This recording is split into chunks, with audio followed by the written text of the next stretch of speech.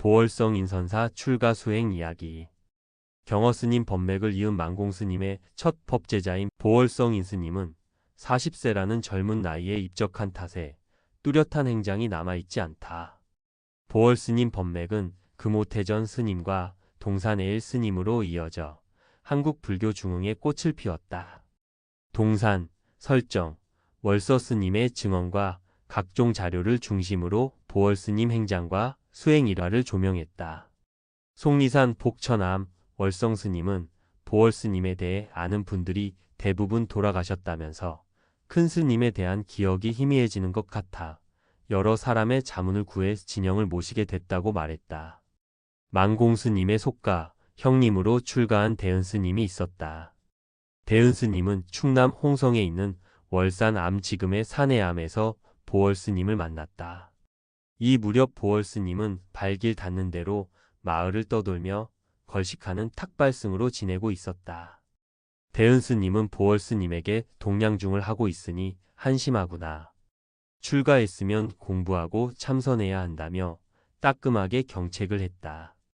그 말은 듣고 그동안의 탁발 생활을 돌아본 보월 스님은 대은 스님의 권유로 덕숭산 정예사에 주석하고 있는 망공 스님을 찾아갔다. 망공 스님 회상에 들어간 보월 스님은 화두를 참고하는 참선 수행을 하면서 동시에 절 입구에 있는 보리방아를 찢는 소임을 맡았다. 치열하게 정진하기를 거듭한 보월 스님은 마침내 망공 스님에게 법을 인가받고 법제자가 됐다. 망공 스님이 보월 스님에게 전법한 것은 1913년이었다. 이때 보월 스님의 세수는 29세였다. 망공 스님 문화에서 정진하던 무렵 당시는 제방의 수자들이 서신을 통해 선문답을 주고 받는 전통이 있었다. 수자들이 정예사로 보내온 질문이나 정진의 내용에 대해 망공 스님이 답을 하기도 했다. 그러던 어느 해 그날도 망공 스님이 보월 스님에게 서신을 건네며 편지를 보내도록 했다. 스승의 편지를 받아든 보월 스님은 밖으로 나와 아무 말 없이 서신을 태워버렸다.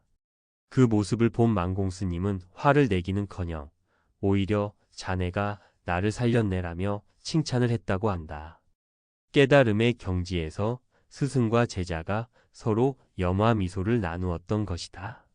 망공 스님에게 법의 인가를 받았지만 보월 스님은 법상에는 단 한 차례도 오르지 않았다. 당신의 경지가 스승을 따라 갈 수 없다는 겸손함과 함께 법은사 망공 스님이 계신데 법상에 오를 수 없다는 효심에서 비롯된 것이었다. 그 같은 뜻을 알게 된 망공 스님은 제자가 마음껏 법을 펼 수 있도록 예산 보덕사 조실로 납자들을 맞이하도록 배려했다. 그러나 보월 스님은 보덕사에서도 오로지 선농일치를 실천하며 더욱 치열하게 공부했다. 금오 스님을 제자로 받아들인 것도 이 무렵이다. 금오 스님 행장을 살피면 1923년 3월 보덕사에서 보월 스님 회상에 들었다고 되어 있다. 하남일발록에는 보월화상에게 보낸 답서가 실려 있다. 언제 보낸 것인지 정확한 시기는 알 수 없지만 보월 스님이 법숙인 하남 스님에게 법에 대해 질문을 했던 것으로 보인다. 보월 스님은 하남 스님에게 옛날 발징화상은 아미타불을 염하여 30일이니 육신보살로 하늘에 올라갔는데 올 동안 거엔 무슨 상서가 있었습니까? 라는 질문을 하고 있다.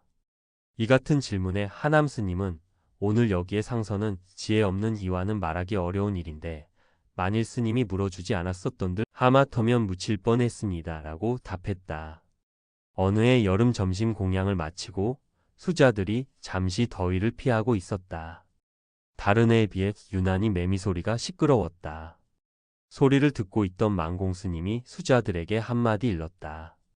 지금 매미소리가 나고 있는데 저 소리를 잡아오면 수박값을 받지 않고 못 잡아오면 수박값 3전을 받겠다.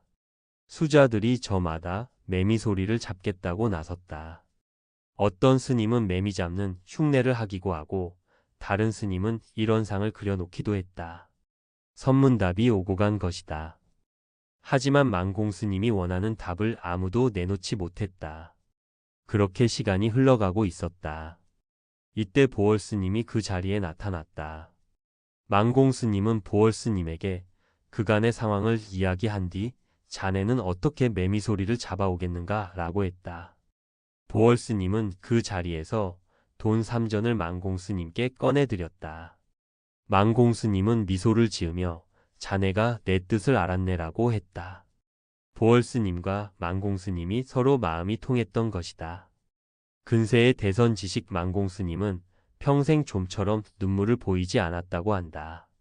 다만 은사 경허 스님의 법구를 수습할 때와 제자 보월 스님이 너무 일찍 세연을 다했다는 소식을 듣고 애통한 마음을 대중에게 보였다고 한다.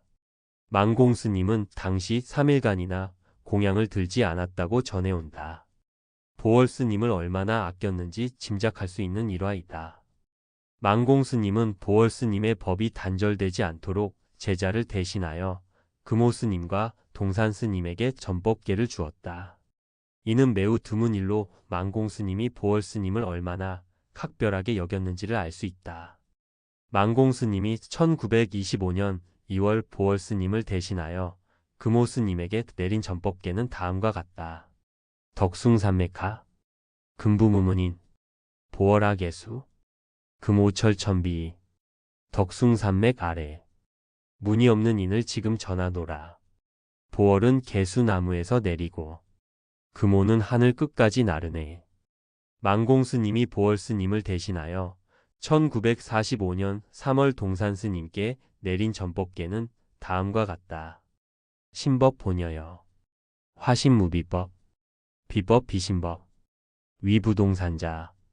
보월 스님은 1884년 충남 서산시 운산면에서 태어났다고 한다. 보월 스님의 속명과 구체적인 가족 관계는 전하지 않는다.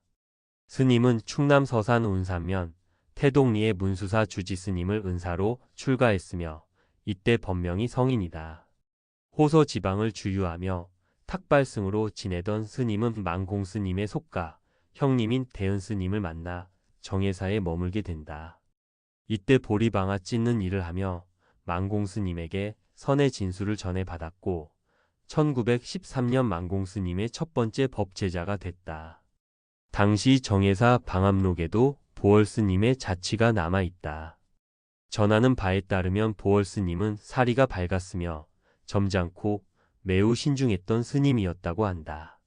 한동안 정예사에서 머물던 보월 스님은 망공 스님 권유로 예산 보덕사로 주석처를 옮겼다. 이곳에서 금오 스님을 제자로 맞았다. 이때가 1923년이다. 따라서 스님은 1910년대 중반부터 10년 가까이 보덕사에 주석했던 것으로 보인다. 하지만 보월 스님은 갑자기 입적하고 말았다. 이때 세수 40세에 불과했다. 망공 스님은 애제자의 갑작스런 입적을 애통해하며 3일간 공양을 끊었다고 한다. 사리를 수습하지 않는 덕숭산 전통에 따라 스님의 사리는 산하에 고루 놔두었다.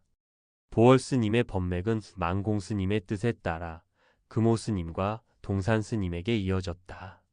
스님의 진영은 그동안 법주사 진영각에 모셨는데 진영을 직접 본 이가 없어 둥그런 원으로 표현해왔다. 최근 금오 스님 제자인 월성 스님이 보월 스님의 진영을 새롭게 모셨다.